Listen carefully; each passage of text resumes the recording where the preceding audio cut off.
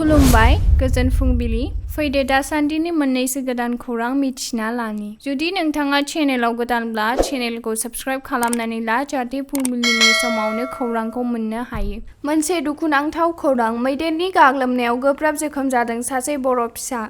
गोब्राब जोखोम जानाय हौवासानि मुंखौ जेसुवा बसुमतारी आरो 9 बोसोर बैसोनि होननानै मिथिनो मोननाय जादों। क'क्राझार जिल्लानि उल्थापानियाव थानाय सुदेमपुरि गामिनि गांगु बसुमतारी आरो थिलेब बसुमतारीनि फिसाज्ला जेसुवा बसुमतारीया गोब्राब जोखोम जादों। दासान्दि देहा फाहामसालियाव फाहामथाय लागासिनो जेसुवा बसुमतारीया। मख'नो गोनांदि थांनाय 21 सेप्तेम्बर हराव बे दुखुनांथाव जाथाया नुजाथिदों।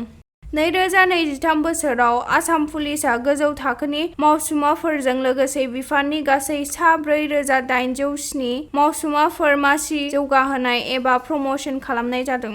आसामनि थागिबिफोरनि थाखाय मोनसे गोजोनथाव खौरां। टुरिजम बिफाननि 2023 मायथाइनि भारतनि बयनिख्रुइबो साबसिन गामियारि दावबायारि थावनि महरै बिश्वनाथ गाथोनखौ सायख'दों। बे बाथ्राखौ मैया आसामनि गिबि मन्थ्रि डक्टर हेमन्त बिश्व शर्माया टुइटारनि गेजेरजों फोसावनानै होदों।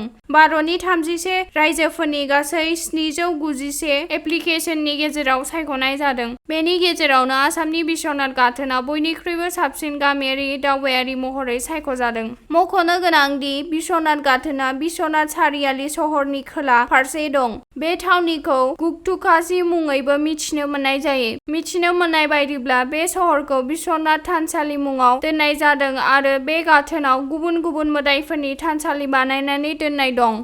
भारत आरो कानाडा हादरनि गेजेराव बे समाव बयनिख्रुइबो गाज्रिसिन सोमोन्दो। कानाडा हादरनि सायाव देरसिन आरो गोख्रोंसिन थांखि लाबाय भारतआ। बे समाव कानाडानि सासेबो नोगोरारिफोरा भारतआव फैनो मोननाय नंलिया। भारत सरकारा कानाडानि थाखाय भिजा सिबिथायखौ बन्द खालामना दोनबाय। भारत आरो कानाडानि गेजेराव दान्थे-बिदान्थेया सोलिबाय थानाय समावनो भारत सरकारा बे गिदिर थांखिखौ फोसावदों। भारत हादरनिफ्राय बिएनएस मुलुगनां वेबसाइटनि गेजेरजों कानाडानि सायाव थांखि लानायखौ मिथिहोदों। बेनि सिगां कानाडा सरकाराबो भारतआव दावबायफैनाङा होननानै कानाडानि नोगोरारिफोरखौ सांग्रांथि होखानाय जादोंमोन। नाथाय मा जाहोननि थाखाय भारत आरो कानाडानि गेजेराव हरखाब सोमोन्दोआ गाज्रि जाखो? बेनि खौरांखौ दिनै नोंथांमोननो मिथिहोगोन। कानाडानि गाहाय मन्थ्रि जस्टिन ट्रुडेउआ खालिस्तानी उदखारि हरदीप सिंहखौ बुथारनायनि थाखाय भारतनि हेंथायै गोख्रों अजद खालामदोंमोन। बे गोख्रों अजदनि उनावनो भारतआ कानाडानि हेंथायै भिजा सिबिथायखौ बन्द खालामनो थांखि फोसावदोंमोन।